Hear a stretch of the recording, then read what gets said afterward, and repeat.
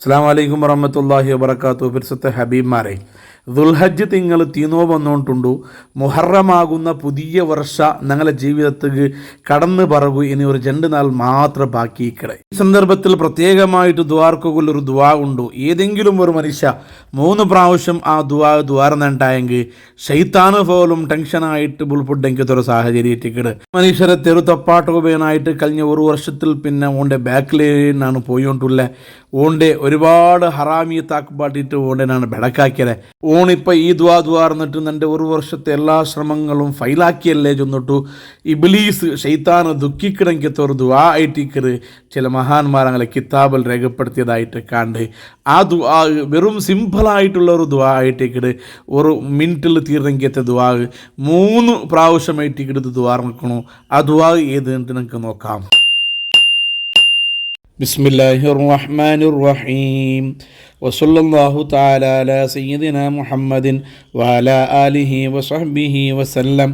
അല്ലാഹുമ്മ മാ അമിൽതു മിൻ അമലിൻ ഫിസ്സനത്തിൽ മാളിയത്തി മിമ്മാ നഹൈതനി അൻഹു ഫലം അതുബ് മിൻഹു വലം തർലഹു വനസീതുഹു ഫലം തൻസഹ് വഹലുംത അന്നി മാ ഖുദ്റതിക അലാ ഉഖൂബതി ودعوتني إلى التوبة بعد جراءتي عليك اللهم إني أستغفرك منه فاغفر لي اللهم وما عملت من عمل ترضاه ووعدتني عليه الثواب والغفران فتقبله مني ولا تقطع رجائي منك يا كريم يا أرحم الراحمين وصلى الله تعالى على سيدنا محمد وعلى آله وصحبه وسلم.